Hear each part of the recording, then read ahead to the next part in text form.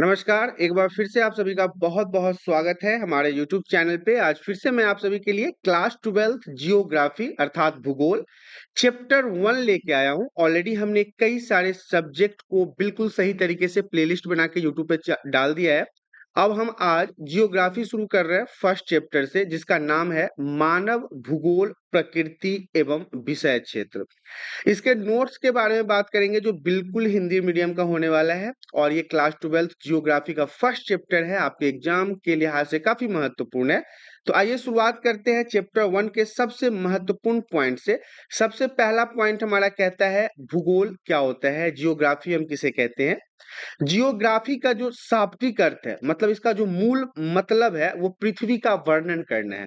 मतलब पूरे पृथ्वी का व्याख्या करना ही जियोग्राफी कहलाता है, भूगोल कहलाता है। और फिर इसके बाद क्या होता है कि इसके बदलते रूप का वर्णन करना। क्या होता है कि पृथ्वी पर मौजूद जितनी भी चीजें हैं उनका रूपांतरण होता रहता है, उनमें बदलाव होता रहता है, उनके देखने में, उनकी दिखावट में, उनकी क्षमता में हमेशा परिवर्तन होते ही रहते हैं। तो इन सभी चीजों का भी जो वर्णन है, जो व्याख्या है, ये क्या कहलाता है? ये भूगोल कहलाता है। और यहाँ पे आप जान लीजिए तो भूगोल की जो ज्ञान की शाखा है, जितनी भी ब्रांचेज हैं भूगोल के, जितने भी ब्रांचेज हैं जियोग्राफी के, उन सब का जननी जो है भूगोल को ही कहा जाता है। यहाँ पे मैंने तस्वीर को भी ऐड किया है। ये जो है ऑल ओवर वर्ल्ड के बारे में है। तो ये सारे क्या है, ये भूगोल, ये सारी चीजों के बारे में जो जानकारी हासिल किया जाता है ना, इसे ही हम भूगोल के रूप में जानते हैं। अगला स्लाइड हमारा कहता है भूगोल की दो शाखा होती है। मुख्यतः हम भूगोल के दो शाखाओं के बारे में जानते हैं। सबसे पहला जो है वो है भौतिक भूगोल और दूसरा पॉइंट जो है वो कहता है मानव भूगोल। तो यहाँ पे आपको याद रखना है, एक नंबर में आपसे ये प्रश्न पूछा जा सकता है कि भूगोल की दो शाखाएं कौन कौन सी हैं। तो आपको बताना है भूगोल की मुख्य रूप से दो शाखाएं होती है, भौतिक भूगोल और मानव भूगोल। भौतिक भूगोल किसे कहते हैं और मानव भूगोल किसे कहते हैं, इसके बारे में जान लेते हैं। भौतिक भूगोल क्या होता है? भौतिक भूगोल क्या है? भूगोल की एक प्रमुख शाखा है, ब्रांच है, जिसमें पृथ्वी के भौतिक स्वरूप का अध्ययन किया जाता है। भौतिक भूगोल में भौतिक भूगोल भी बहुत महत्वपूर्ण है और पृथ्वी के जो भौतिक स्वरूप होते हैं ना, उनका अध्ययन करना, उनके बारे में जानकारी हासिल करना भौतिक भूगोल कहलाता है।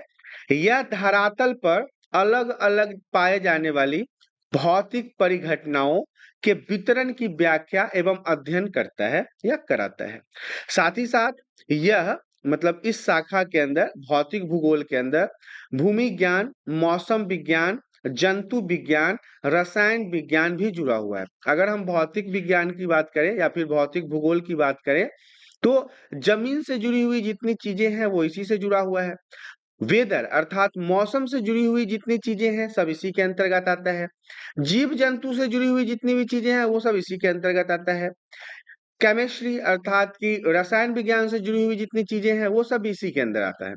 तो इसकी कई उपशाखाएं हैं जो विविध भौतिक परिघटनाओं की विवेचना करती है। तो ये हमारा भौतिक भूगोल के बारे में था।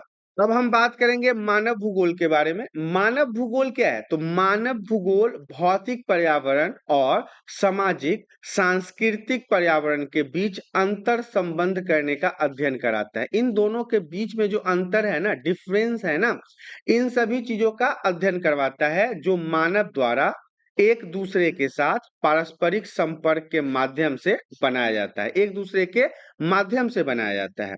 मानव भूगोल मनुष्य तथा उसके पर्यावरण के पारस्परिक संबंधों का बोध कराता है, इनके बारे में जानकारी देता है। भूगोल की इस शाखा, जिसमें हम मानव भूगोल का अध्ययन 19वीं शताब्दी के अंत में चार्ल्स डार्विन की पुस्तक ओरिजिन ऑफ स्पीसीज, ये याद रखिएगा कि ओरिजिन ऑफ स्पीसीज के राइटर कौन थे, तो आपको बताना है चार्ल्स डार्विन। एक नंबर का VVI इंपोर्टेंट क्वेश्चन है, ये बहुत महत्वपूर्ण है। तो इसी के प्रकाशन के समय में हुआ था। लोगों को इस विषय की जिज्ञासा भी बढ़ी, लोग इस इच्छुक हुए, लोग जानने के लिए ललायित हुए कि इसके अंदर है क्या, मानव भूगोल के अंदर कौन कौन सी चीजें हैं, किन-किन चीज़ों के बारे में पढ़ना है। ये सारी चीज़ें यहाँ पे 2 प्रकार के जो थे भौतिक भूगोल और मानव भूगोल, ये हमने यहाँ पे जान लिया है।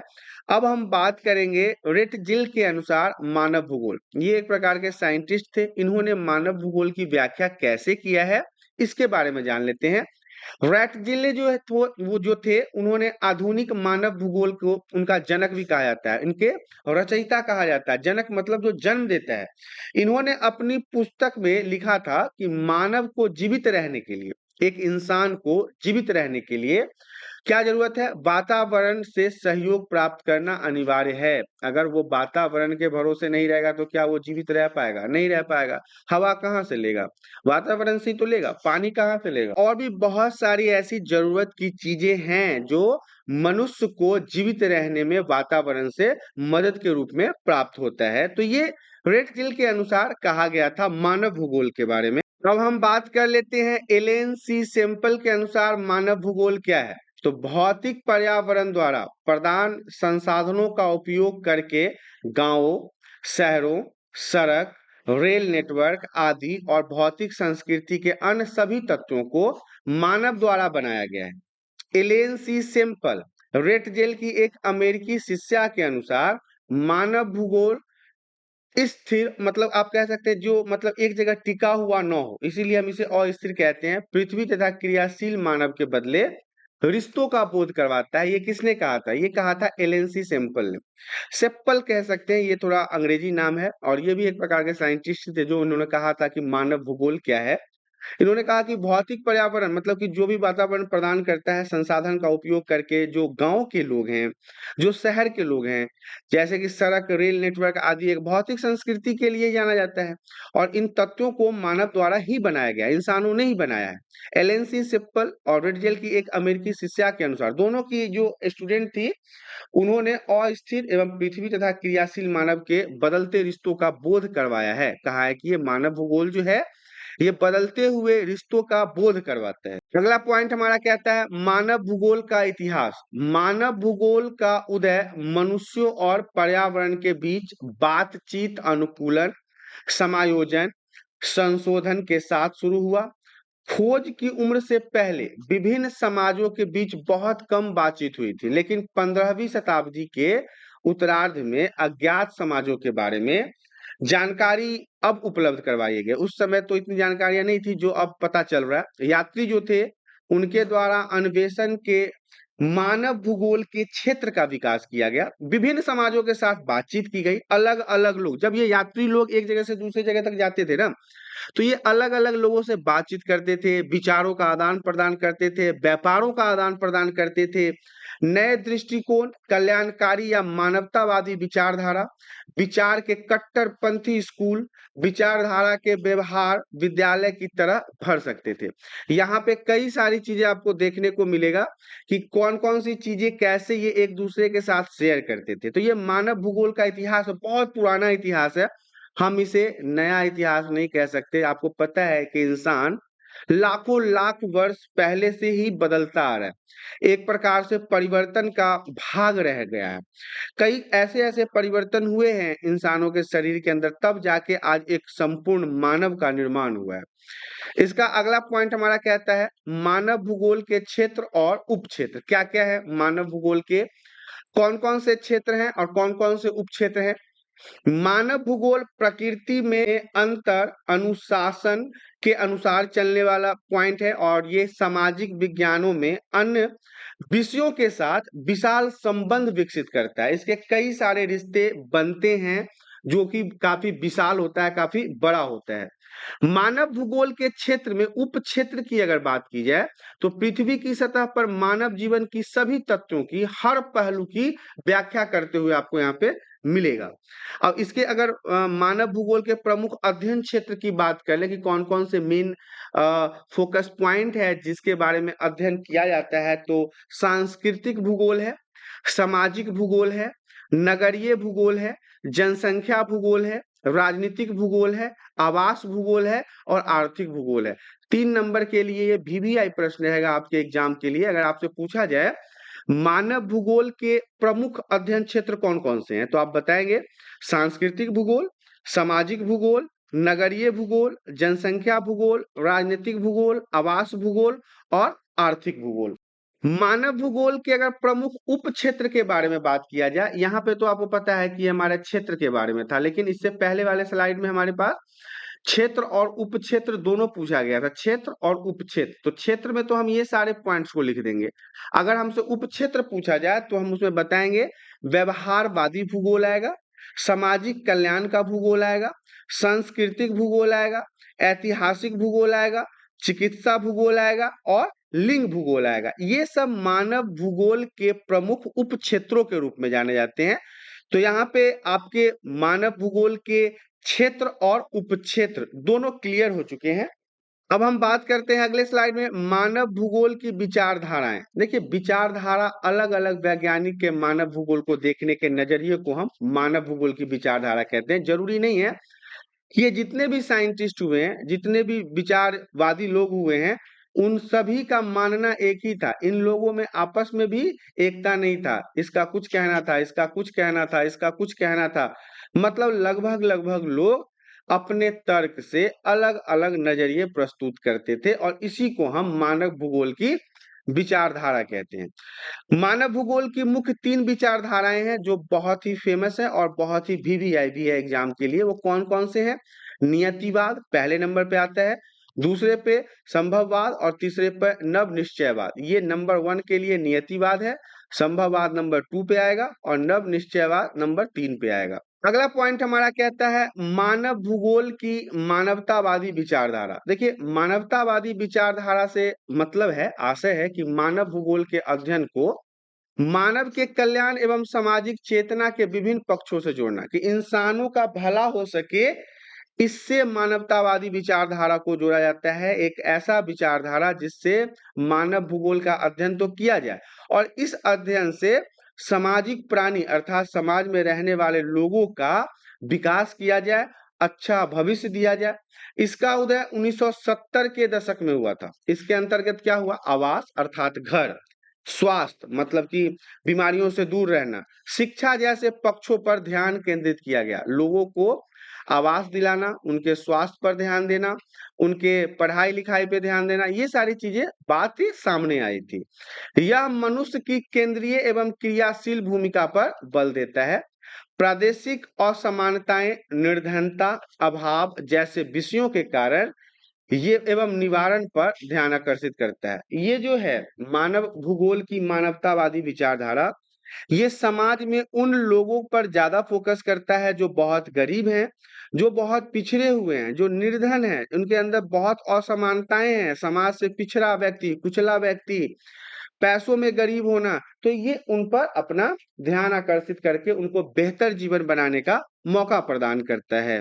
अगला स्लाइड हमारा कहता है पर्यावरणीय निश्चयवाद। मनुष्य अपनी प्रारंभिक अवस्था में प्रकृति के अनुसार ही जीवन जीता था, प्रकृति के अनुसार अपने आप को ढालने की कोशिश करता था। यही हमारा पर्यावरणीय निश्चयवाद कहा गया। याद रखिएगा, मनुष्य अपनी प्रारंभिक अवस्था में, शुरुआती अवस्था में, स्टार्टिंग पॉइंट में प्रकृति अर्थात पर्यावरण के अनुसार चलना, पर्यावरण के अनुसार रहना, पर्यावरण के अनुसार खाना, ये सब चीज उस समय के इंसानों का पर्यावरण के ऊपर ही आधारित था। इसीलिए इसे हम पर्यावरणीय निश्चयवाद कहते हैं। अगला पॉइंट हमारा है नव निश्चयवाद। नव निश्चयवाद की संकल्पना ग्रिफिथ थिएटर द्वारा प्रस्तुत की गई थी। यह दो विचारों पर्यावरणीय निश्चयवाद और संभववाद के मध्य के मार्ग को परिलक्षित करता है। ये दोनों के बीच को दर्शाता है। यह संकल्पना दर्शाती है कि ना तो यह नितांत आवश्यक की स्थिति होती है कि नहीं भाई ये तो चाहिए ही चाहिए, ऐसा नहीं है, और ना ही नितांत स्वतंत्रता की आवश्यकता है। मतलब कि ऐसी अवस्था जिसमें बिल्कुल अब स्वतंत्र है, हमें जो मन है वो हम करेंगे, या फिर ऐसा कि नहीं ये होगा ही नहीं। तो ये दोनों के मध्य के स्थान को दर्शाता है। इस संकल्पना के अनुसार मानव प्रकृति के नियमों का अनुपालन करके ही प्रकृति पर विजय प्राप्त कर सकता है। अगर आप प्रकृति के नियमों को फॉलो नहीं करते हैं तो आप प्रकृति के साथ कभी नहीं जुड़ पाएंगे और प्रकृति भी आपके साथ कभी नहीं जुड़ पाएगा। यही हमारा नव निश्चयवाद के नाम से जाना जाता है। अगला स्लाइड हमारा कहता है नव निश्चयवाद की विशेषताएं। यह विचारधारा पर्यावरणीय निश्चयवाद और संभावनावाद के बीच के मार्ग को प्रस्तुत करता है, बीच के रास्ते को दिखाता है। यह पर्यावरण को नुकसान किए बगैर समस्याओं को सुलझाने पर बल देता है। इनका ये मानना है कि आप हमारे इन्वायरमेंट को नुकसान न पहुंचाए, क्षति न पहुंचाए, और इसको क्षति पहुंचाए बिना जो प्रोग्रेस हो पाता है आप वो कीजिए। पर्यावरणीय निश्चयवाद के अनुसार मनुष्य ना तो प्रकृति पर पूरी तरह निर्भर होकर रह सकता है और ना ही प्रकृति से स्वतंत्र होकर वो जी सकता है। प्रकृति पर विजय पाने के लिए प्रकृति के ही नियमों का पालन करना उसे विनाश से बचा सकता है या विनाश से बचाना होगा। यदि हम प्रकृति के नियमों का पालन करते हैं तो शायद हम लंबे समय तक प्रकृति को बचा के रख सकते हैं। प्राकृतिक दोनों का प्रयोग करते हुए प्रकृति की सीमा का ख्याल रखना चाहिए। उदाहरण के लिए औद्योगिकरण करते हुए जंगलों को नष्ट होने से बचाना, खनन करते समय अति दोहन से बचाना, ये सब नव निश्चयवाद की विशेषता के रूप में जाना जाता है। नियतिवाद के बारे में जान लेते हैं। इस विचारधारा के अनुसार मनुष्य के प्रत्येक क्रियाकलाप को पर्यावरण से नियंत्रित माना जाता है। मानव की आदिम अवस्था में मानव के लगभग सभी क्रियाकलाप जितने भी काम किए जाते हैं पूर्णतः प्राकृतिक पर्यावरण की शक्तियों द्वारा नियंत्रित थे। लेकिन रेटजेल, रिटर, हम्बोल्ट, हैटिंगन आदि जो साइंटिस्ट हैं, इन्होंने नियतिवाद के प्रमुख समर्थक के रूप में इनका नाम जाना जाता है। ये सब नियतिवाद के समर्थक के रूप में जाने जाते हैं। नियतिवाद सामान्यतः मानव की एक निष्क्रिय कारक समझता है जो पर्यावरणीय कारकों से प्रभावित होता है। उदाहरण के लिए आदिवासियों की प्रकृति पर निर्भरता, किसानों की जलवायु पर निर्भरता, जलवायु के अनुसार शारीरिक गठन। एग्जाम्पल के रूप में मैं आपको बताना चाहूंगा, जो व्यक्ति भारत में ही रहने के बाद तमिलनाडु वगैरह जगह जैसे क्षेत्रों में रहता है, उसे गर्मी सहने की आदत हो जाती है क्योंकि वहां पे शुरुआत से धूप बहुत तेज होती है। अब आप एग्जाम्पल में ये भी देख लीजिए, कोई एक व्यक्ति जो जम्मू कश्मीर में रहता है, क्या उसे आप तमिलनाडु में छोड़ देंगे तो वो जी जाएगा? नहीं, बहुत लंबा समय लग जाएगा उसे एडजस्ट होने में। या फिर जो तमिलनाडु का व्यक्ति है उसे आप जम्मू कश्मीर में छोड़ दे तो वो सरवाइव कर पाएगा? नहीं कर पाएगा। तो यही है कि प्रकृति पर निर्भरता जो है, आदिवासी सबको ही देख लीजिए ना, कैसे ठंड गर्मी बरसात सब में जंगलों में अपना समय कैसे अच्छे से बिता लेते हैं। तो ये नियतिवाद के रूप में जाना जाता है। अगला पॉइंट हमारा कहता है संभववाद या संभावनावाद। इस विचारधारा के अनुसार मनुष्य अपने पर्यावरण में परिवर्तन करने में समर्थ है तथा वह प्रकृति प्रदत्त, जो प्रकृति के द्वारा दिया गया है, अनेक संभावनाओं का इच्छा अनुसार अपने लाभ के लिए प्रयोग कर सकता है। प्रकृति ने जो भी संसाधन हमें दिए हैं, रिसोर्सेज दिए हैं, उसका उपयोग हम अपने हिसाब से करें और हम अपना फायदा उठाएं। मानव का प्रकृति पर निर्भरता की अवस्था से स्वतंत्रता की अवस्था की ओर प्रस्थान संभव है, मतलब गमन संभव है। विडाल डी ला ब्लास तथा लुसियन फैले ने इस विचारधारा को मानने वाले प्रमुख थे। मतलब ये दो लोग थे, कौन? एक तो विडाल डी लाब्लास और दूसरा लुइसन फैले। इन्होंने इन विचारधाराओं का समर्थन किया था। संभावनावाद प्रकृति की तुलना में मनुष्य को महत्वपूर्ण स्थान देता है, उसे सक्रिय शक्ति के रूप में देखता है। उदाहरण के लिए नदी पर पुल, खेती, परिवहन, ये सारी चीजें संभावनावाद के अंतर्गत उदाहरण के रूप में जाने जाते हैं। अगला पॉइंट हमारा कहता है मनुष्य का प्राकृतिकरण। अब देखिए मनुष्य का प्रकृतिकरण क्या होता है। तो मनुष्य तकनीक की मदद से, टेक्नोलॉजी की मदद से अपने भौतिक वातावरण के साथ बातचीत करता है। यह सांस्कृतिक विकास के स्तर को इंगित करता है। भौतिक पर्यावरण के साथ आदिम समाजों की बातचीत को पर्यावरणीय नियतावाद कहा गया है, जो कि मनुष्य का प्राकृतिकरण को दर्शाता है। प्रकृति का मानवीकरण को भी समझ लीजिए, ये भी इंपॉर्टेंट है, वीवीआई रहेगा। प्रौद्योगिकी के विकास में, टेक्नोलॉजी के विकास के साथ साथ मानव ने प्रकृति को संशोधित करना शुरू कर दिया, बदलना शुरू कर दिया, सांस्कृतिक परिदृश्य बनाया। इसे भोगवाद या फिर प्रकृति का मानवीकरण कहा जाता है। ग्रिफिथ टेलर द्वारा नवनियतवाद को एक मध्य मार्ग पेश किया गया, जिसका अर्थ है ना तो पूर्ण आवश्यकता की स्थिति और ना ही पूर्ण स्वतंत्रता की स्थिति। मतलब कि ना तो आप पूर्ण भोग करो और ना अधिभोग करो, ऐसी स्थिति को हम प्रकृति का मानवीकरण कहते हैं। इस तरह से आपने देखा क्लास 12th जियोग्राफी चैप्टर 1 मानव भूगोल प्रकृति एवं विषय क्षेत्र यहाँ पे समाप्त हो गया है। आशा करता हूँ वीडियो में दी गई जानकारी आप सभी को पसंद आया होगा। जानकारी पसंद आया तो वीडियो को लाइक और चैनल पे पहली बार आया है तो चैनल को सब्सक्राइब कर लें, ताकि इसी प्रकार के एजुकेशनल वीडियो आपको हमेशा प्राप्त होता रहे। आज के लिए इतना ही, धन्यवाद।